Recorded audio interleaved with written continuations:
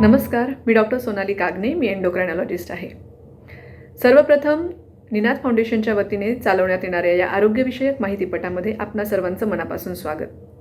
आज आपण प्रेग्नन्सी आणि हायपोथायरॉइडिझम याबद्दल जाणून घेणार आहोत. थायरॉइड ही ग्रंथी TSH या हॉर्मोनच्या मार्गदर्शनाखाली T3 आणि T4 या दोन हॉर्मोन्सची निर्मिती करत असते. आपल्या शरीरातील प्रत्येक पेशीच्या कार्यासाठी ऊर्जा निर्मिती करण्याच्या प्रक्रियेमध्ये ही थायरॉइड हॉर्मोन्स अतिशय महत्त्वाची भूमिका बजावत असतात. रक्तामधील थायरॉइड हॉर्मोन्सचं प्रमाण कमी असेल तर या अवस्थेला आपण हायपोथायरॉइडिझम असं म्हणतो. हायपोथायरॉइडिझममध्ये शरीरातील प्रत्येक पेशीचा आणि त्या अनुषंगाने प्रत्येक अवयवाच्या कार्याची गती मंदावते. त्यामुळे खूप थकल्यासारखं वाटणं, खूप झोप येणं, थंडी सहन न होणं, भूक कमी लागणं, पोट साफ न होणं, वजन वाढणं, त्वचा कोरडी आणि निस्तेज होणं, केस गळणं, मासिक पाळी अनियमित होणं, इतर अनेक प्रकारची लक्षणे हायपोथायरॉइडिझममध्ये जाणवू शकतात. परंतु बऱ्याच वेळेला हायपोथायरॉइडिझमचं कुठलंही लक्षण काही व्यक्तींना किंवा काही स्त्रियांना जाणवत नाही. प्रेग्नन्सीमध्ये किंवा गरोदरपणामध्ये मूल गर्भात असताना मुलाची थायरॉइड ग्रंथी निर्माण होण्यासाठी साधारणपणे 12 आठवडे लागतात आणि ही त्यांची थायरॉइड ग्रंथी कार्यक्षम होण्यासाठी 16 ते 20 आठवडे लागत असतात.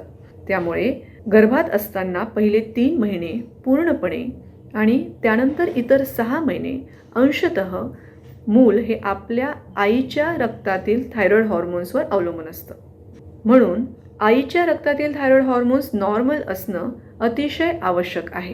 हायपोथायरॉइडिझम असेल तर वारंवार गर्भपात होणे, प्रीमॅच्युअर डिलिव्हरी म्हणजेच अकाली प्रसूती होणे, गर्भात असतानाच अर्भकाचा मृत्यू होणे, गरोदरपणामध्ये उद्भवणारा उच्च रक्तदाब होणे इत्यादी समस्या उद्भवू शकतात. म्हणूनच प्रत्येक स्त्री जिला प्रेग्नन्सी प्लॅन करायची आहे आणि विशेषतः अशा स्त्रिया ज्यांना हायपोथायरॉइडिझमची लक्षणे आहेत किंवा ज्यांच्या घरामध्ये इतर व्यक्तींना हायपोथायरॉइडिझम आहे, ज्यांची थायरॉइडची शस्त्रक्रिया झाली आहे किंवा ज्यांना काही इतर कारणांसाठी नेक रेडिएशन थेरपी मिळालेली आहे, अशा प्रत्येक स्त्रियांनी प्रेग्नन्सी प्लॅन करण्याच्या पूर्वी थायरॉइड हॉर्मोनची चाचणी करून घेणं अतिशय आवश्यक आहे. रक्तामधील T3, T4 आणि TSH या हॉर्मोन्सचं तपासणीनंतर आपल्याला हायपोथायरॉइडिझम आहे किंवा नाही हे कळतं. या तपासणीमध्ये हायपोथायरॉइडिझम आहे असं आढळून आलं तरीसुद्धा त्याचा उपचार करणं अतिशय सोपं आहे. जो हॉर्मोन आपली थायरॉइड ग्रंथी नैसर्गिकरित्या बनवते तोच हॉर्मोन जो T4 हा एका गोळीच्या स्वरूपामध्ये आपण हायपोथायरॉइडिझमच्या उपचारासाठी देत असतो. थायरॉइड हॉर्मोनची ही गोळी दररोज नियमितपणे सकाळी उपाशीपोटी घ्यायला हवी. थायरॉइड हॉर्मोनची गोळी घेतल्यानंतर त्याच्यामध्ये आणि चहा, कॉफी, कुठल्याही पद्धतीचा नाश्ता याच्यामध्ये कमीत कमी 30 ते 45 मिनिटांचं अंतर असावं आणि गरोदरपणामध्ये देण्यात येणाऱ्या लोह आणि कॅल्शियम ह्यांच्या गोळ्या आणि थायरॉइडची गोळी यांच्यामध्ये कमीत कमी 4 तासांचं अंतर ठेवणं अपेक्षित आहे. या काही छोट्या छोट्या नियमांचं व्यवस्थित पालन केलं तर प्रेग्नन्सीमध्ये थायरॉइड हॉर्मोन्सची मात्रा नॉर्मल राखण्यासाठी अतिशय फायदा होतो.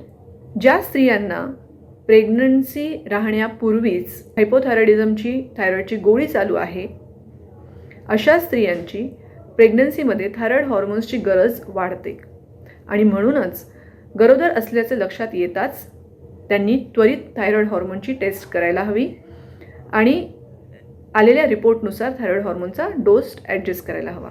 प्रेग्नन्सीमध्ये थायरॉइड हॉर्मोनची तपासणी आपण दर 4 ते 6 आठवड्यांना करत असतो आणि त्यानुसार थायरॉइड हॉर्मोनचा डोससुद्धा ॲडजस्ट करत असतो.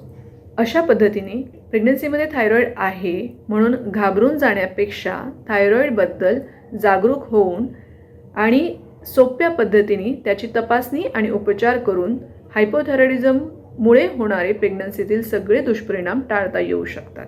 तुम्हाला हा व्हिडिओ आवडला असेल तर या व्हिडिओला लाईक करा आणि अशाच पद्धतीची आरोग्यविषयक माहिती मिळवण्याकरिता निनाद फाउंडेशनच्या या YouTube चॅनलला जरूर सबस्क्राईब करा. नमस्कार.